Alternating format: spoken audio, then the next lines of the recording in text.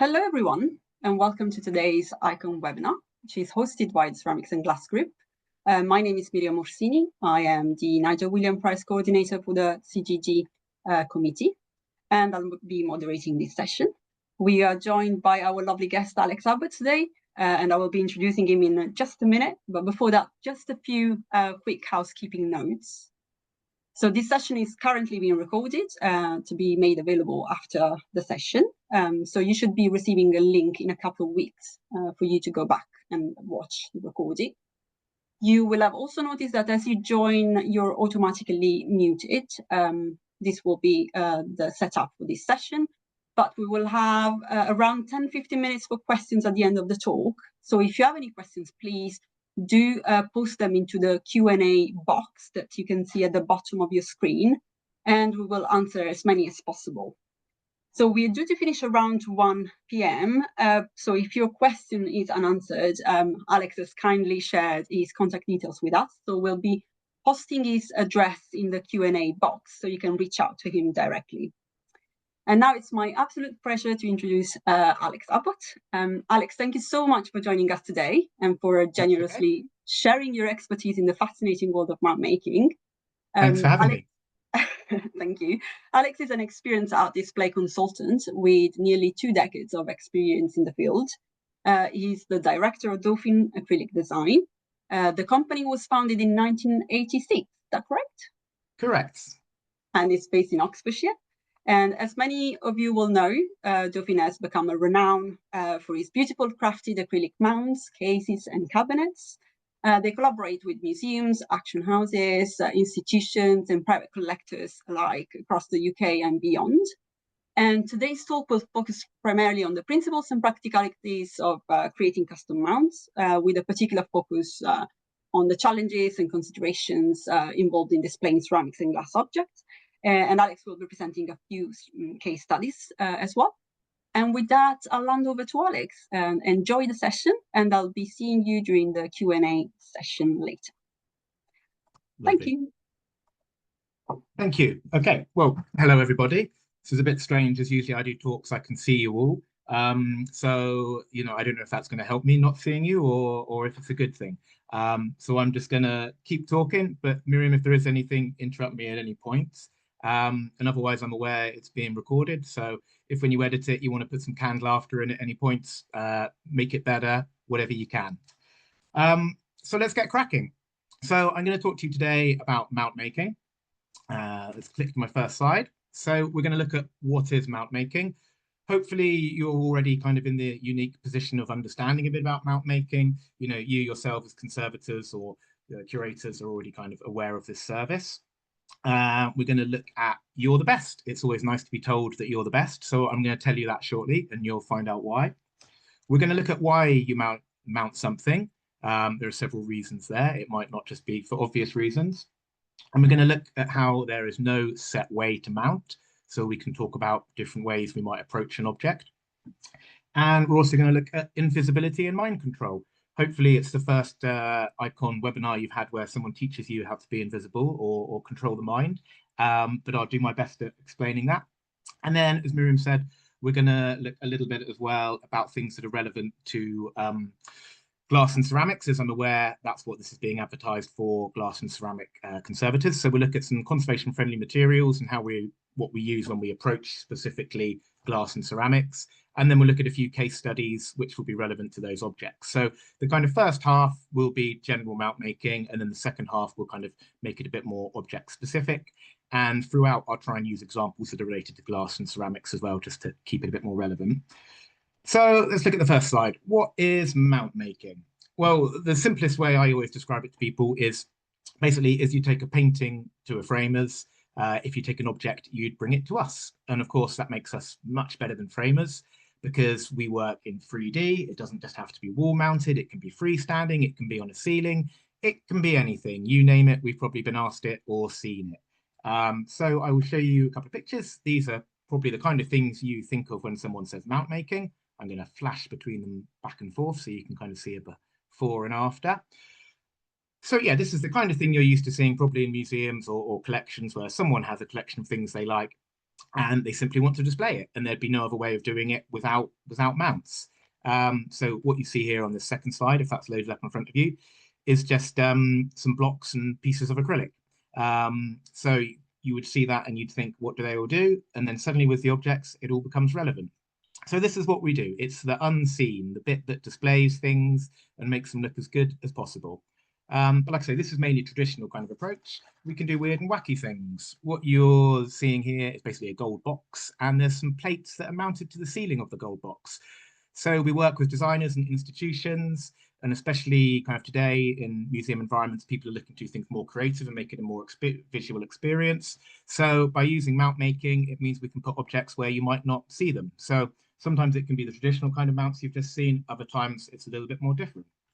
So let's have a look at what it encompasses really overall. So a bit like if you're conservators, and coming from this background, you probably appreciate that your job simply isn't just using super glue to stitch things back together again. There's a whole realm of skills that this encompasses. So the first is kind of picture just shows we need the skills of art handling. We need to know, how to transport and move an object. We need to know the object's history, if it's had any restoration or conservation work on it previously. So we'll take all these things into consideration and how we're going to move the object. Then we're going to look at the design of the mount. So actually, how's this going to work for the object? The other skills we need are engineering skills. Essentially, what I am the director of is a manufacturing company. We employ great engineers and we have a huge workshop filled with lots of lovely old machinery.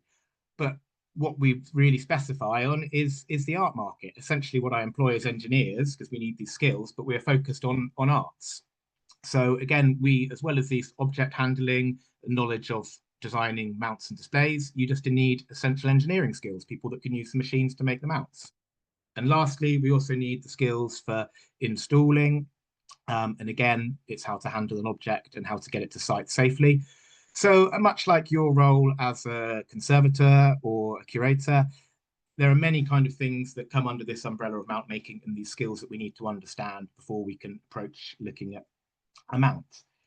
So I mentioned the next thing I was going to talk about why you're the best. Well, the reason is people will say to me, Alex, you design a mount, you know what's best. We were given a warrant years ago. We are recommended by the V&A. I'm a National Trust Service provider. But do any of these things mean that I'm the best person to display your object? No, they don't. You're the best person. You will know its background, its history, how it's supposed to be, how you want it to be displayed, the story you're trying to tell with the object. If it's had any, conservation or restoration, I need to handle it in a certain way. So the best person to display the object is you. My skill is to then get you to where you want to be. So what we'll try and talk through is looking at reasons why you might mount something and how you'd approach it, so that your skills that you have of knowing the object can then be realized for the display. Right, my next slide. Why have I got an orange and an apple? Well, when I do this in person, I lecture at some universities. I like to bring an orange and an apple with me. The orange I bring and it's on a lovely mount, and I sometimes put it in a little display case, and the apple just stands next to me. And I say to the students, which one of these do you think is more important?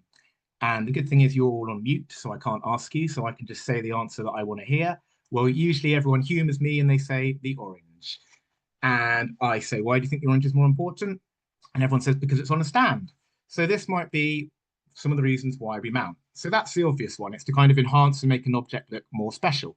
But there are several different reasons why we might mount, which might help you when approaching and looking at an object. So let's have a little look. The first one I mentioned, I thought the most relevant to our conversation today, is conservation. So it might mean that your object needs a stand, not because you're trying to show it off, you're not trying to make it look like the orange and look special. It simply might need a mount because it can't otherwise stand. So it could be like a vase that goes to a small point, it's easy to topple over. So it works in two ways for conservation. One is preventative conservation. So one, by having a good mount, we can stop and prevent future damage. Like I say, this might not be specifically related to displaying it. It might even be for transport or another reason, just to keep it safe. And then also, conservation wise, it could be not preventative, but afterwards. So if something has had some restoration work, it now can't stand as it would freestand in the past, or there's some areas that are very fragile or vulnerable. So by having a good mount, means that we can grip it in areas where we aren't putting strain on any previous damage. And actually hold it in a way so it can safely be displayed, whereas before, when it had been conserved, it might otherwise not be able to be presentable. So another reason is the obvious one, which is enhancement. As I've said about my orange example, we can make an object look better than it is. This can kind of work in two ways. You can give something a sense of grandeur because it deserves it. So it might be a really priceless item, a very significant item, and therefore it warrants having a really nice mount. It could be the opposite. It could be to give something a false sense of grandeur. So it might mean that you've got your typical, small brown museum item that every school kid is going to walk past and never look at. But by giving it a good mount, we can raise it above the other objects in that case, and we can actually draw the visitor towards it. This is where a bit of the mind control comes in. So, it's an object that otherwise people might walk past, and then by having a really good mount can actually help draw the viewer towards it. So this leads on to my next note, which is you might mount something for education or for understanding.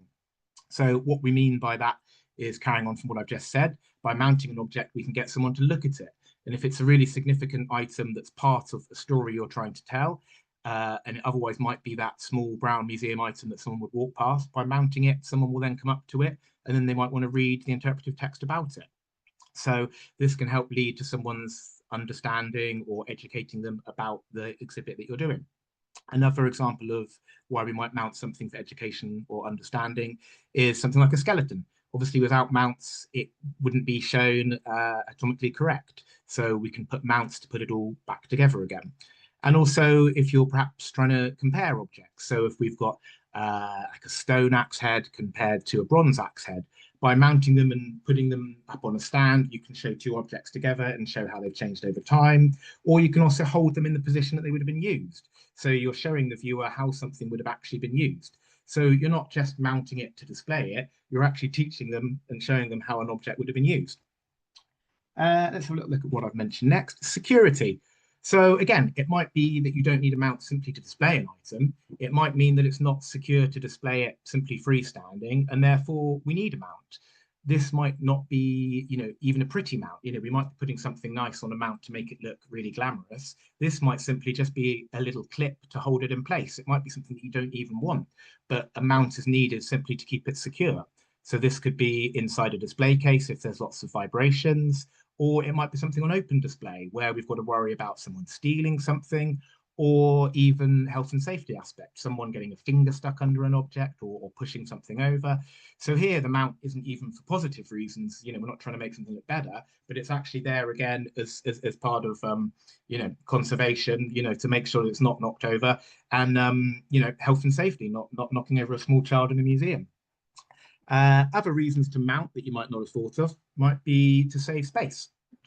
So if you've already got a display case and it's full of objects, by mounting one, we could simply raise it above the other. They can then overlap and you could get more objects into the display case. It also means you could put objects coming off a backboard. So if your display is all low down, by having mounts, we can increase some height. So we can get more objects into a display. It can also save space by actually changing the orientation of an item. So I can't tell you how many times someone's commissioned a mount and then they've only realized that the object doesn't fit inside a display case. So in this instance, by mounting it, we can actually then decrease its depth by mounting it at an angle or twisting it, so that if it didn't fit in the display case as originally intended, we can actually change its orientation and try and get it to fit. So again, an example of saving space. And lastly, another reason why people might mount something, not so much relevant for kind of museums, but we do a lot of private work. So another reason why people mount things is sometimes they want to sell an object. So here we're doing what we've said before about enhancement. It might be that they've got an object they want to take to auction. And again, like my framing analogy, by putting it on a stand, we're giving it an extra sense of grandeur. It might realize more money. But it could also be a little bit about some of the other above that I've said, in that,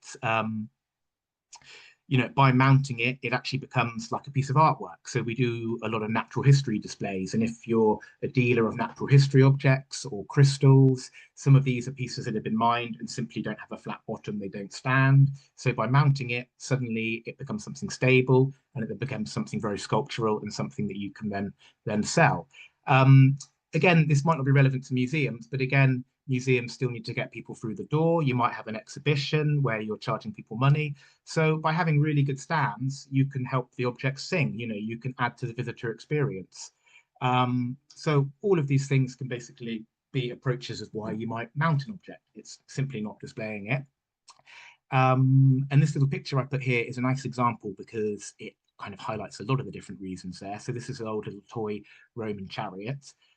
So you can see it's all in pieces. So again, without the mount, you wouldn't be able to see how it looks. So this is adding to the education and understanding I've said about. You can actually see how an object was meant to be, even though the parts are missing. It's keeping it safe. There's no pressure on any of these bits. We've even used bits of acrylic to replicate bits that aren't there. You can see that little kind of hub on the axle there that we've made in a frosted acrylic. So we're not pretending it's part of the original bit of the object. You can see it's a different color, but it's showing, the viewer what it would have looked like. And also on this mount, it was actually safe to travel. The piece was very secure, so the museum could actually put it in a box and move it once it was on display. So again, that kind of summarizes we're not just making things look grand. It's actually a whole plethora of services we can offer to, get something best display, but also keep it as secure as possible. As I've said, it might be something that's not even going on display. You just need to move an object, but it's not safe to move and it needs a mount. So what have I put next? I've put there's no set way to mount something, which is true. You might get 10 mount makers in a room and we might come up with 10 different ways of displaying your object. But if we've all done what you've asked, displaying it how you wanted it, and it's not damaging the artwork, then we've all achieved a successful mount. There's no right way to mount. There's obviously lots of wrong ways, something that could damage or not hold the object. But the approach of how you get to the right stand can vary. Like I say, you could get different mount makers and we all make something different. But what I usually say is basically start with the object and then work backwards. There's usually some kind of compromise. So we might start with the object. So we want to look at why we're displaying it. Is it just part of someone's collection at home and they really want to show it off? Is it going to be part of a story we're telling for that museum exhibition? And in which case, how do you want it to look? Then I mentioned there's usually some compromise. So it might be that we've got that axe head. We want to hold it up so that every child can look at it and see how they compare. But your compromise might be that your display case is all glass and, the only place it can be is sat at the bottom. Or it might be, you've got a lovely plate that a client really, really wants on the wall. You've just restored it, but from your restoration work that it simply can't, stand completely vertical on the wall. So this is where we start with the object, and then we've got a compromise to work out how it's actually then going to sit in its surroundings. So I say there's no set way to mount something, but really there is only two set ways. It's wall mounted or freestanding. This is the question I ask when anyone calls up and they say they've got something they want to display.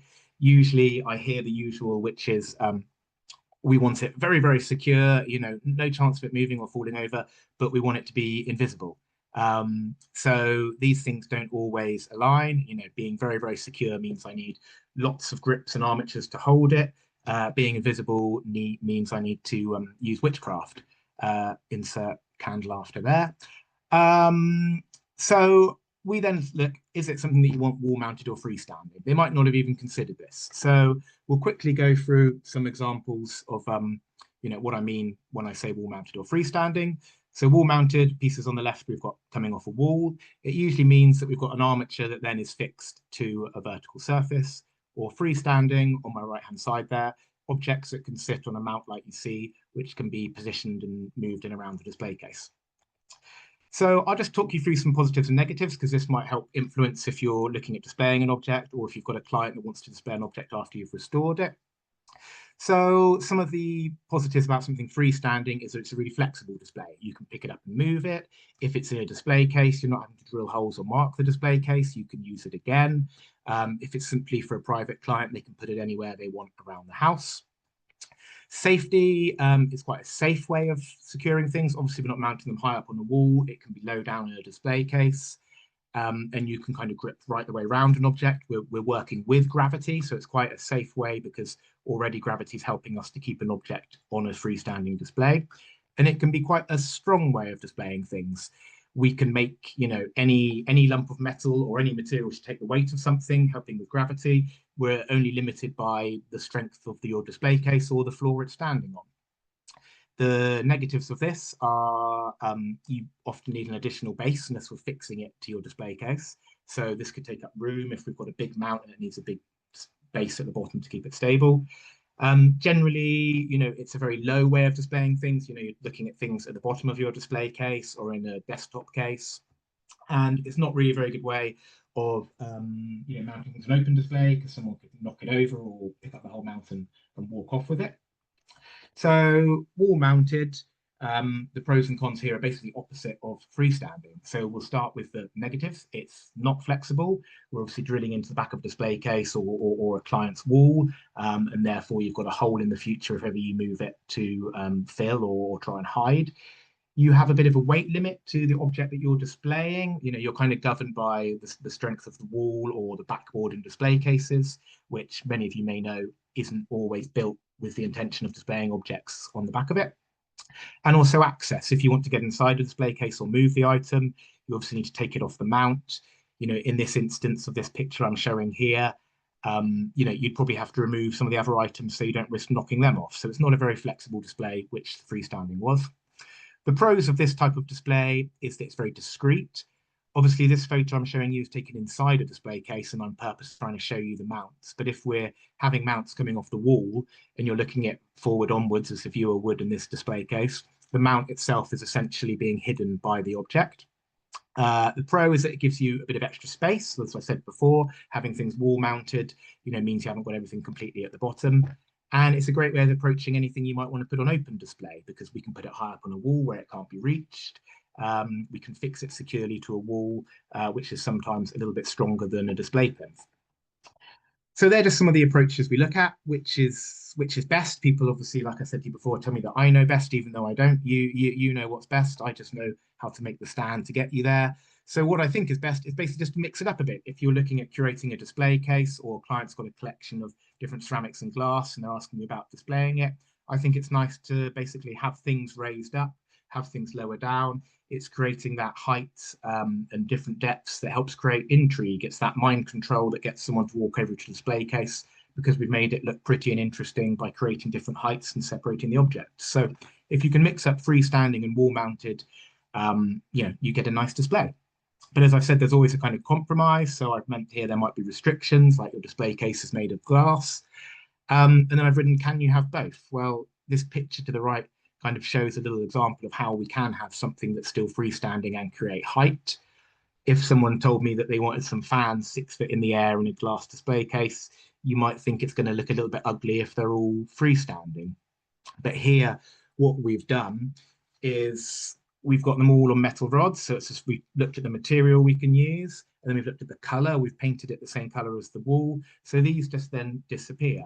So even though I say there might be restriction about the way you can display it, there are then ways to overcome it. So we don't necessarily just have to think that all freestanding items are low down. We can make something freestanding, but that looks really tall. And even if you think that's ugly, we then have tricks up our sleeves to try and make things invisible, which should bring me nicely onto my next slide, which is the more exciting ones about how to be invisible and mind control. So I usually start with this guy, and then I quickly flick back again so you can't look at him for too long. And I usually ask the audience, was he wearing sunglasses? And again, the beauty about this talk is that you can't answer. So I can answer all for you and give you the humoured answer that I want to hear, and everyone say sunglasses, or I wasn't looking at his sunglasses. Why is Alex showing me this? Well, let's go back. The reason I ask that is basically as a little distraction, because what you're looking at here, what I would ask people is, do we think he's a good mount maker? What you're looking at here is the illusion of how he's managed to stand in this position. The reason I ask, was he wearing sunglasses, is because usually people don't know. The more observant of you might have spotted that. But why I use this as an example is because I don't think it is a good mount. It's clever how he's made some structure that defies gravity, But the sunglasses example shows you're not looking at the object. What we're looking at here is how has he done it? We're not looking at an object or understanding it. You're looking at an illusion and wondering how that was created. So I don't think this is a good mount, or he's a good mount maker, not that he pretends to be. So let's look at how we make things invisible. Let's just look at my different examples there. So firstly, before I say anything, again, we shouldn't ever compromise an object safety. If you're that client that comes to me and you say you want something really secure, but you also want it to be invisible, if it's a plate that's cracked into, 150 pieces, let's not kid ourselves, it's never going to be invisible. We're going to need a mount that needs to encompass the whole thing and, give as much surface area as possible. So yeah, firstly, don't compromise an object safety when we're looking at the design of a mount or how it's going to be held or where it's going to go. But if that isn't too much of an issue, how will we be invisible? And this is the trade secret, so I'll try not to give too many away. But unlike the guy you just saw, I think simple is best. So a good analogy of this is you're probably all sat on a chair. None of you have walked into your office or home and you suddenly thought, oh, what are those four vertical bits of wood with a cushion thing on it? You all just think that's a chair. So we can make use of this filtering that our brain already does. Um, so by being simple, our brain already recognizes certain things, like with the chair. And you're kind of pre-programmed when you go into a gallery or museum space about what you're going to see. So when we look at mounts, we look at the most simple approach as possible. So let's take an example of a big dinosaur bone.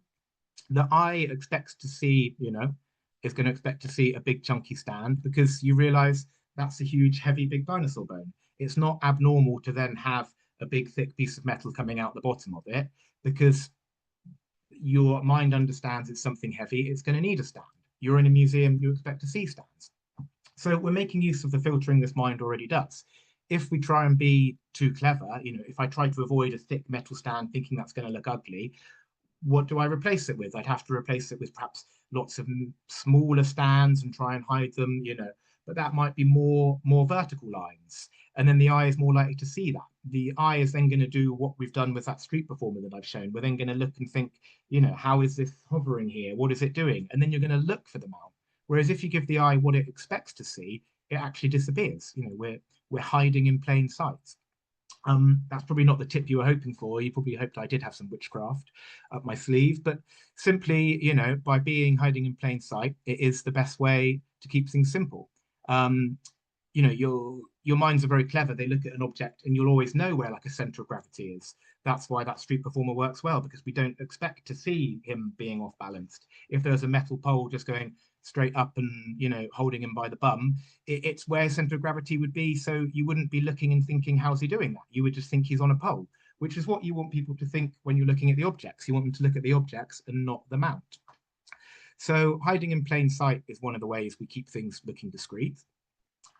Sometimes we do want to be like that street performer. You might want to be showy, you might want to make a bit more of a spectacle of a piece, but generally in kind of our day-to-day work, by keeping something simple in the middle of an object where the center of gravity is, we're not only keeping it safe, but we're also hiding in plain sight because it's where you'd expect to see a stand. And again, I can use that analogy of how we're kind of pre-programmed to go into a gallery again. If I told you I was going to paint your mount, fluorescent yellow, you might think that's going to stand out. But if you're the fire museum and you're painting everything the same color as fire safety hazard signs or a fire engine, if it's a bright fluorescent yellow that you're using throughout the room, suddenly this bright fluorescent yellow mount is going to disappear because it's in keeping with the surroundings. So this is one of the ways we keep things invisible. And also looking at different materials. So within that, we'll look at the best material to keep that display simple. So sometimes I'll tell people that it's not good to use a big acrylic rod and actually we'd rather use metal. And then they might be horrified at the idea because they think, well, acrylic's see-through, you're not going to notice it. But if I use the dinosaur bone analogy again, it's something heavy, it's going to need something that can take a lot of weight. So if I had to use an acrylic rod to take that amount of weight, the rod might be, 10 centimeters thick, whereas a piece of metal to take the equivalent weight might only be 20 mil thick. So it might be far better that it's not a see-through material. And even though it's a solid material, we can get away with much smaller surface area. A big piece of acrylic could look shiny. you might get a lot of weird reflections. And then if we're clever with what we do with that material, paint it the same color as the backboard or the walls or in keeping with the surroundings, then the stand is going to disappear. So I think that's kind of coming to the end of my general approach to mount making. I'll try and look at a few examples with you now that are related more to glass and ceramics. And I just thought while I was mentioning materials, we would tag along a little bit about the materials that we use with glass and ceramics. As I said before, it's not compromising an object's safety. So even if we think something might be more discreet, you've then also got that compromise about, is that material even safe to use? So a lot of the things we use is mainly acrylic because it's pH neutral, it doesn't give off any gases. It's a good safe material to use. But obviously, if we think metal might give something more support, it's a stronger material, it might be more discreet.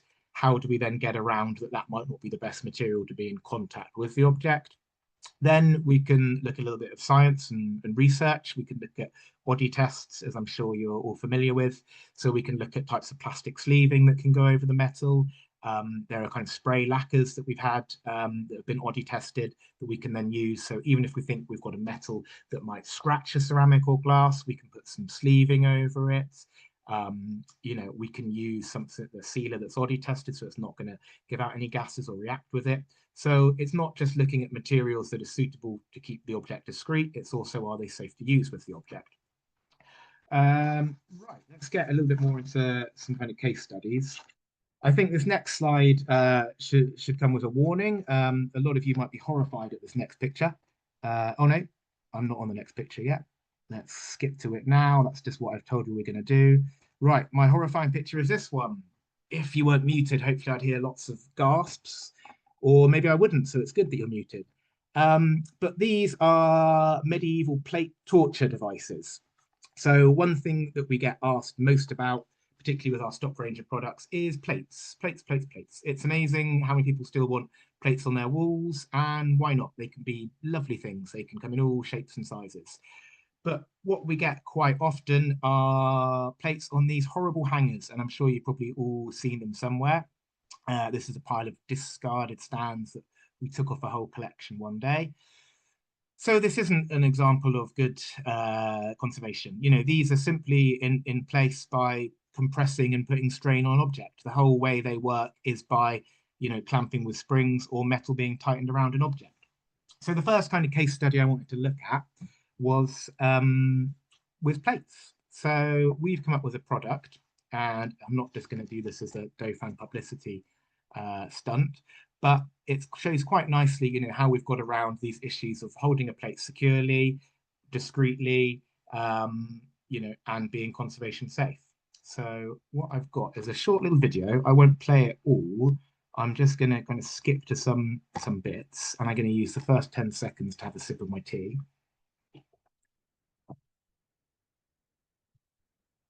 So what we've got here is a plate. We then have a range of different hangers. So the hangers work well, you can see here, because those metal ones that you just saw discarded on the floor, they're thin bits of metal. Here we've got a wider finger length piece of acrylic, so we're not putting pressure on a single area. And with the acrylic, what's great about it is you can heat it and mold it, so we can follow the exact contours of the object. So you've not got a metal preformed stand that's going to press in any areas. We've got a stand that can be bent uniquely, bespokely to that object. So it's something, that we have as a stock product. It's quite easy to get these cut ourselves to the right shape, but then each one ends up being bespoke when it's molded to a plate. So you can see we simply heat the acrylic and we mold it. And if I skip a little bit forward, you can then see how basically there's two parts which then just screw together. So we're not clamping and putting the pressure of a spring. These parts simply screw together and then hold the plate in place. And then it can stay on the plates. So it's conservation safe because you don't have to take it on and off all the time. And then you can simply hang it on the wall from a screw. So I won't keep playing the video, but that shows you how we've kind of got a regular product and we've come up with something where we can make something conservation safe, but still keep it fairly simple, still keep it looking good. So it's always that problem that we have of, like I say, wanting things to secure, but to look good at the same time. What have I got next? Just a couple of pictures of kind of that in action. So I've done it relevant to today's talk. Here's a glass plate. I've just sewn a ceramic one, so I better represent the glass. And with acrylic as well, you get this other thing that I haven't spoken about as well. We're looking at doesn't material harm an object, but also about keeping it invisible. With glass, it can really complement acrylic, or it can go against it. So here, this is a colored glass and it's very shiny and glossy. So the feet of the acrylic in this stand work really, really well. If I look at this other one on the left here, that's a whole clear piece of glass, our plate stand simply wouldn't work because you'd see through glass. That's kind of one of the mount maker's problems of working with glass, is that you can see through it. So your challenge of keeping things invisible is even harder. I've got nowhere to hide my workings. Like I said earlier about the wall mounted pieces, they simply sit in front of the mount and then they might hide that metal rod. But here you can see through everything. So for here, we haven't been able to use that ready-made product. We've simply worked by having some acrylic arms that come off the backboard. And these are just a tight fit into the backboard. So you can simply rotate them like little pegs and take the plate in and out. And why I've kind of shown these as well is how it's not just mount making, it's looking at other ways of displaying it overall as well. So we've started with that plate mount, whether or not it's our stock plate mount or we've had to make something bespoke to suit a piece like glass. Remember, I always said there's always that compromise. The compromise here is that it's glass and we can see through it. So we've got to look at a new way of mounting it. These clients have then taken it further. They've got it inside a box to protect it. So we've made an acrylic box here. This might be protection from the public, or it might be that it's in the home and they simply don't want the cleaner to knock it over with a duster. Believe me, that happens a lot. Cleaners keep us in a lot of work. And the other approach here, this Picasso plate on the right, I don't know how clear it is in my photo, but the client here wanted a mirror on the backboard. This was so you could see the signature behind it. So again, this is kind of with a conservation hat on. It's actually then stopping them having to take the plate in and out every time they've got a dinner party and show everyone the signature. You can simply see without even taking the display case off the signature from behind. So yeah, these just kind of show some approaches how we've taken everyday products like plates and evolved that, and the steps we've taken within that, working with clients and what they want to create. So again, you get different approaches, as I've said. 10 mount makers in a room, you might come with something different. Again, a client might want something different. In this first example of a little plate, the plate was actually really tiny, and to take acrylic arms, the acrylic arms would actually look quite chunky because we can't make the acrylic so small that it's not supporting the item. But here we could get away with a thin metal, and we didn't need anything around the top because it sat there. So this can simply sit in a little metal cradle. And here, when you look at the first photo, the rim of the plate is black anyway, so the metal sits in nicely with it. And also about invisibility, I didn't mention at the time, but if you just make a mount well, it then does disappear. So here in the second picture, you can see that the metal is curved to take the shape of the plate of it. So you don't look at it and just think that's a mount. Your eye sees that there's something following the surface of the plate, and therefore your brain kind of filters it out because it just sees it's a stand, and that's obviously it's serving a purpose. If you made a bad mount, you're more likely to see it because you'll think, why is that not completely flush to the plate? And again, at the bottom here, we've got another piece of glass. Here again, this is just talking about that challenge of how glass can be invisible, sorry, see-through, and it's hard to make our stand invisible.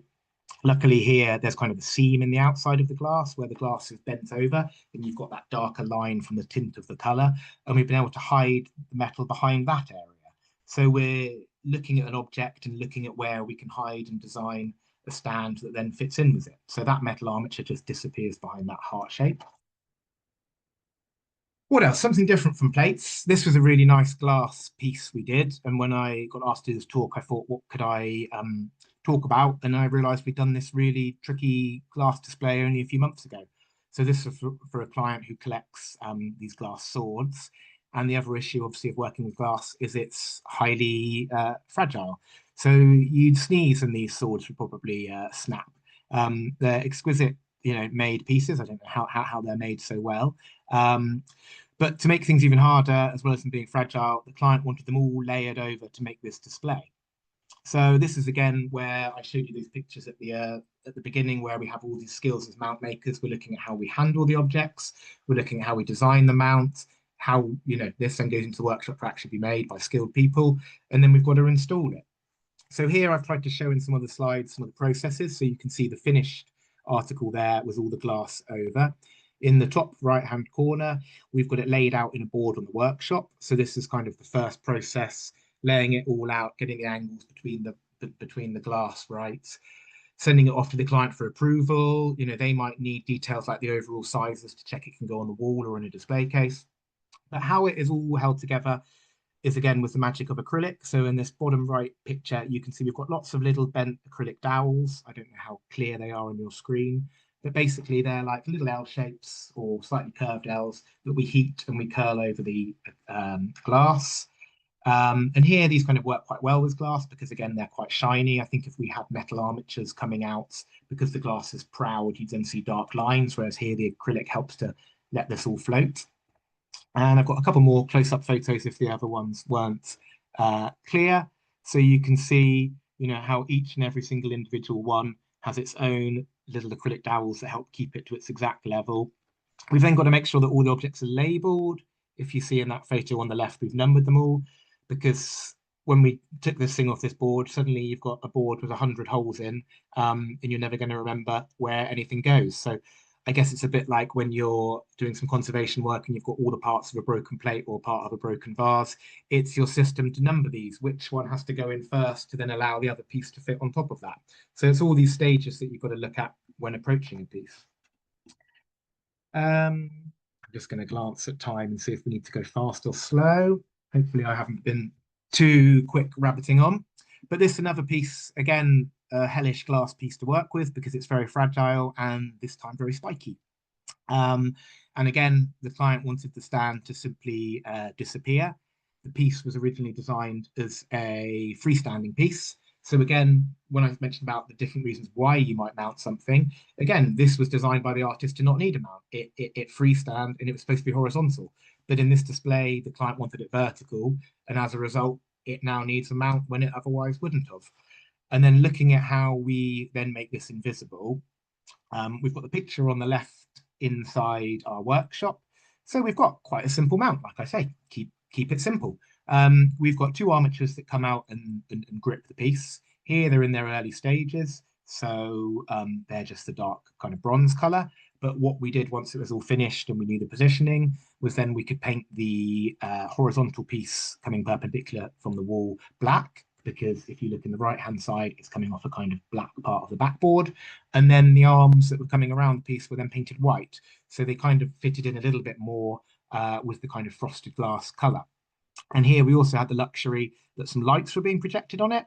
And when these lights were projected, it really made the glass shine and our bits kind of came a little bit more invisible and hidden.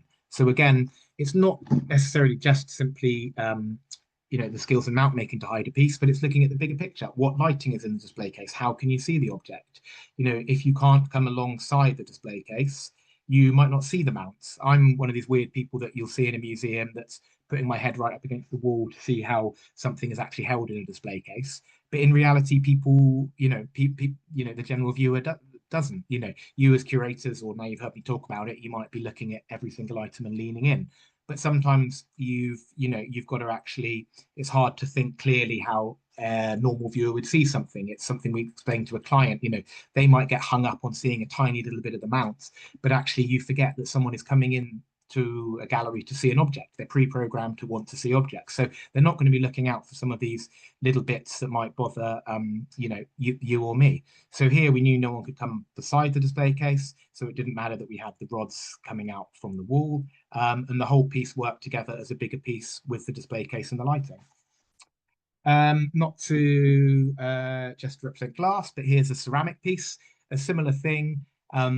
It didn't need a stand. It simply was made freestanding, but the client in this case wanted to elevate it for where it was going. So here, this is an unfinished mount, but it just showed the kind of stages of how we've shaped something to follow the exact contours. So a bit how we had shaped those acrylic mounts for plates. Here we've shaped metal because the piece was quite heavy, so it needed to be metal to take the weight.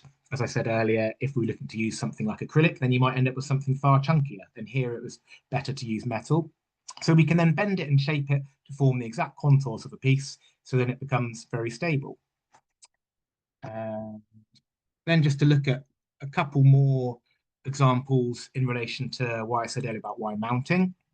The one on the left here, this blue piece, this was a ceramic piece that was designed to go on the wall, but the client didn't want it on a wall. So again, this is where a mount maker could come in. We want to keep it safe, and it's not supposed to go, it's not going where the artist is intended. But what we've done here is we've basically made a fake wall. We've got a vertical piece of acrylic, which it can then hang off using the fittings that are already on there. So we're not doing anything really clever here. We're only making use of the fittings that the artist already had there. But we're making this fake wall that it can stand off. It then obviously, as a result, needs quite a chunky base to then, keep it from toppling over. So it's the calculations working out how big that should be while staying discreet. And again, acrylic is a nice material here because that disappears. So we've been able to then display this object, whereas otherwise it wouldn't necessarily need a mount if it was going on the wall. But what would you do with it if you didn't have the wall space? This other one on the right, another example of glass. So again, these objects simply wouldn't stand without a mount. They would just roll everywhere. So here a mount is needed for all of the reasons, for preventative conservation, to look at them, to keep them secure. So, and it's another tricky thing here.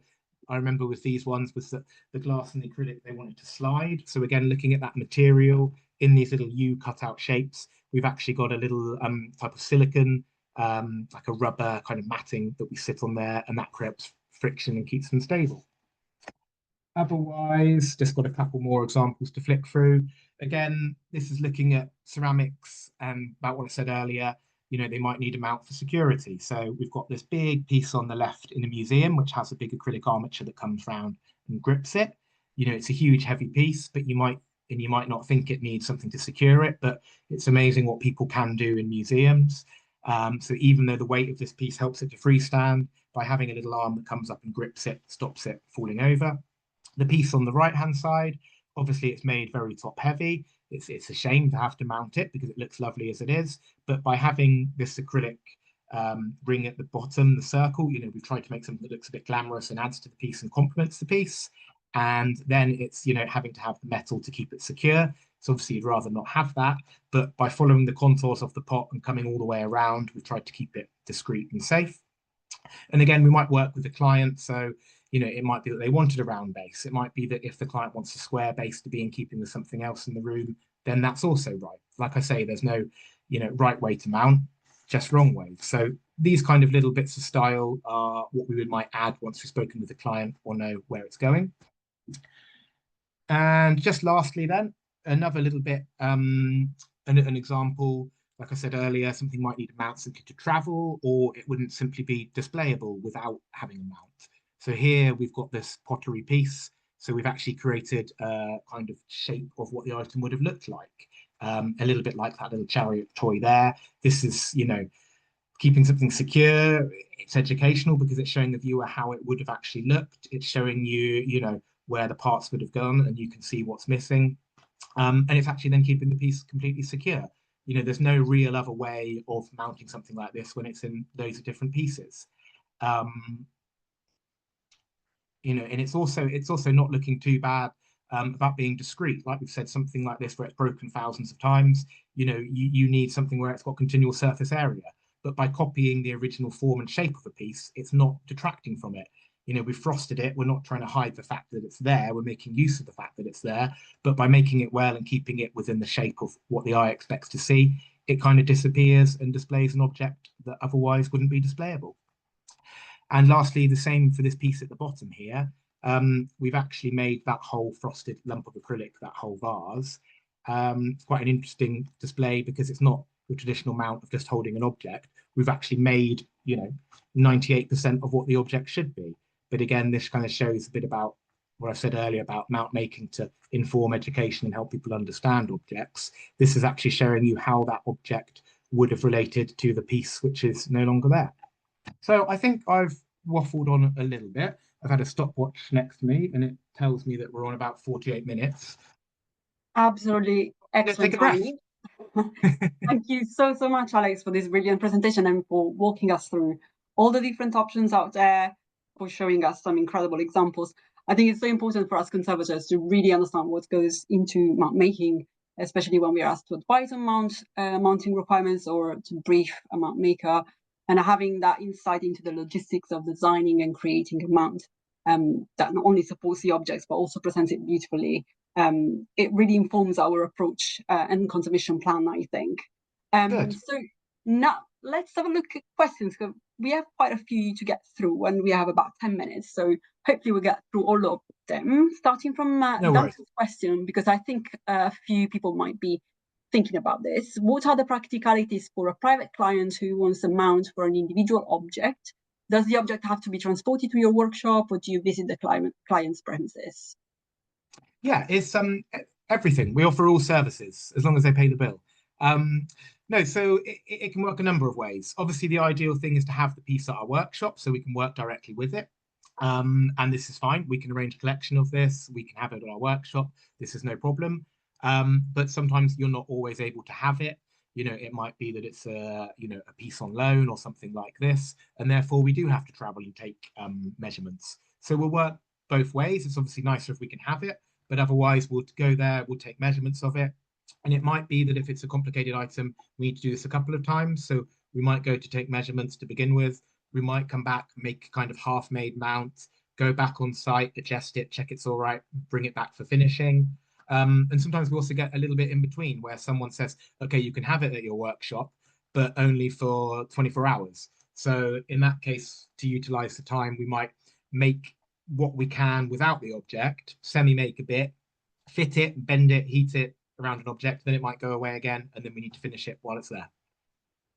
Perfect. Yes. Thank you so much. Next one, which I think a few people have been wondering. So when shaping the acrylic to fit a ceramic object, what temperature is the acrylic when it's pressed onto the surface? And someone else is asking, do you need a barrier in between the acrylic and the object to protect the object? Yeah, yeah. I think that the acrylic starts to go soft around 60 degrees. Someone can check the exact science. It depends what we buy. We buy cast acrylic. If you use an extruded acrylic, it can bubble and crack. So it's quite a low temperature. So for some ceramics, this is fine because obviously they're fired in an oven at a high temperature. But we use this approach for any kind of object. So quite often we do have to use barriers. I've got a good example of one we're doing today. At the workshop, we've got 7 skateboards that they want displayed, and we're using acrylic arms to grip them. And there's artwork on the underneath of the skateboard, and any heat would damage that.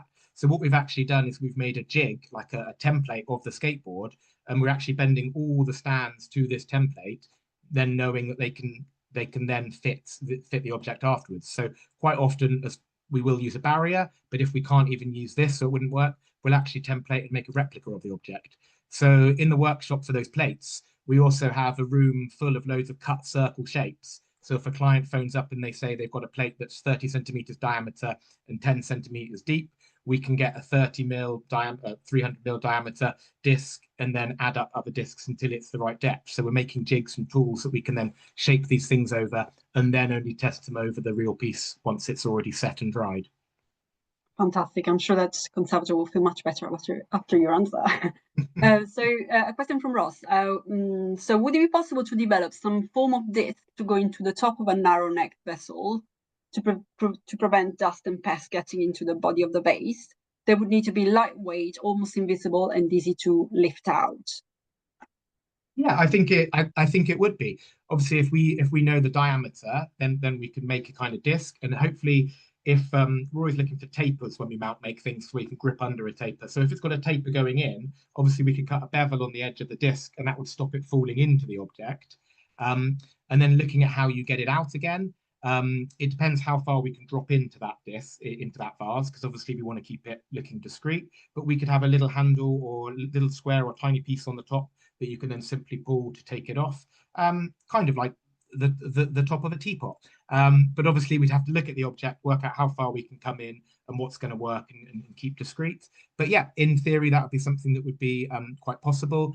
Obviously, you have to be aware with some of these objects, you think they're perfectly round, but if they're handmade objects, you can't ever create that exact shape. So there might be little gaps where dust can get in, but it's definitely something, that we could, it's what we try and do. We like these challenges. Brilliant. Next question. There's plenty to go through. So you mentioned using matting agent to stop a glass object sliding against an acrylic mount. Yeah. What is the material product that you use for that?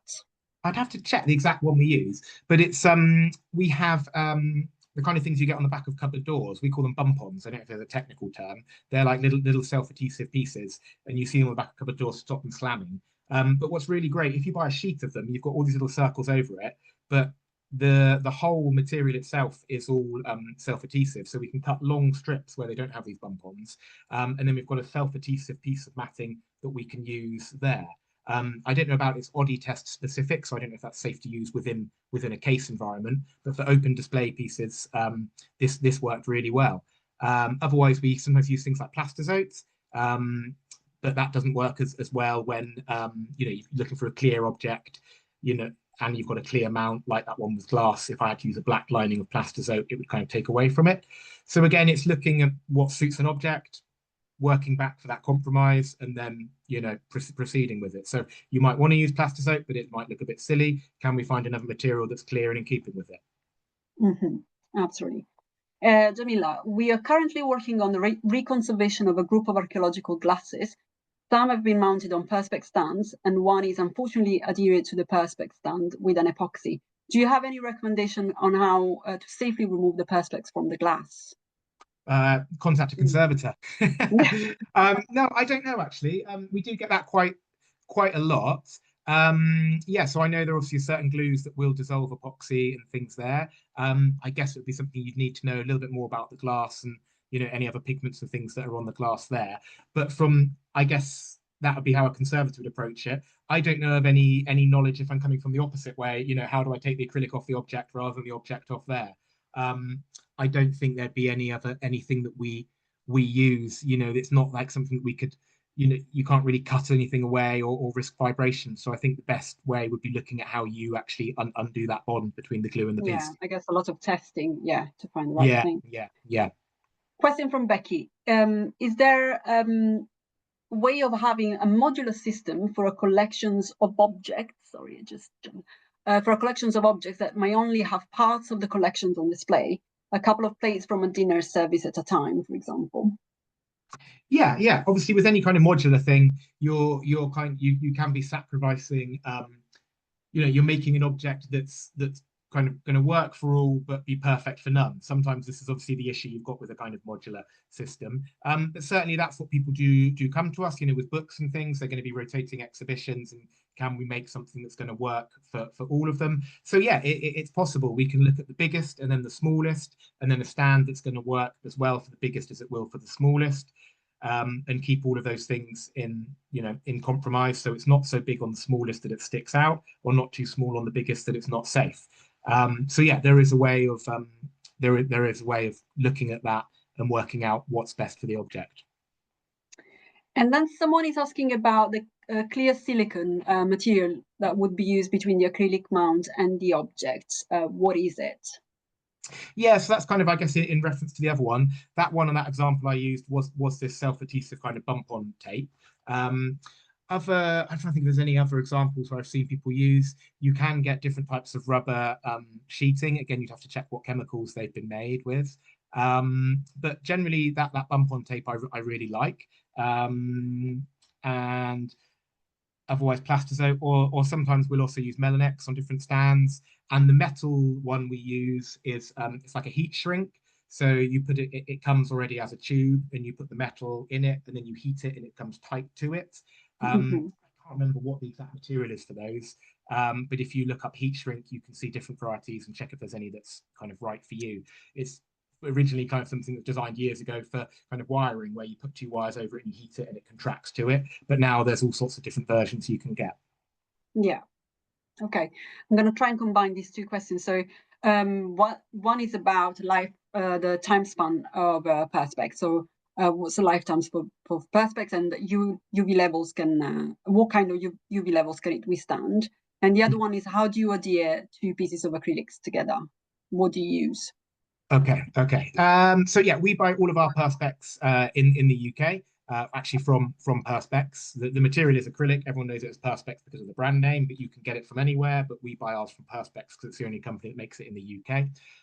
We stock a few different ones of their ranges. So we have a standard Perspex, which is 90% UV stabilized. We can then also get a higher UV one, which is 99% stabilized. And again, that comes from Perspex. And there's also another acrylic we use called Optium acrylic. People might be familiar with that as it's used more for glazing paintings. But we're one of the only few companies that work to fabricate and make products other than glazing with it. And this, I think, gives 99.99% UV reduction, as well as a whole host of other things. And gluing acrylic, that's the trade secret. But no, there's lots of different materials we use depending on what it is we're doing. If you're gluing a large surface area, there are some UV glues which are really good because they don't cure until you've shined the UV light on them. So you can check if there's any bubbles, you can check if it's in the right position. You squirt the glue under, it has a kind of capillary action, and then you can only shine the light on it to cure it once you're happy it's in the right position. There's a whole other different glues we use for gluing cases where it's like a thinner join line. Another glue that works quite well is chloroform, the chemical chloroform. Obviously, you have to be very careful working with that, but that actually can dissolve a little bit the edge of the acrylic and it kind of welds it to itself. So that's a good strong join. Sometimes if people phone me and they've just got a stand that they've broken or something and it's not going to be seen, if the join doesn't need to be perfect and bubble free, sometimes super glue is a really good get out if you just need to adhere something back together. Okay, fantastic. There's plenty more questions, but I think we are up to time. So my colleague has posted Alex's address into the chat box, so you'll be able to see it and just email him directly with any other questions. But thank you so much, Alex, for such an engaging and informative presentation. It's been a real pleasure having you with us. And thank you to everyone in the audience that joined us today and for your questions. I hope you found it insightful and inspiring as I did. And take care and have a wonderful rest of the day. Thank you, everyone. Bye.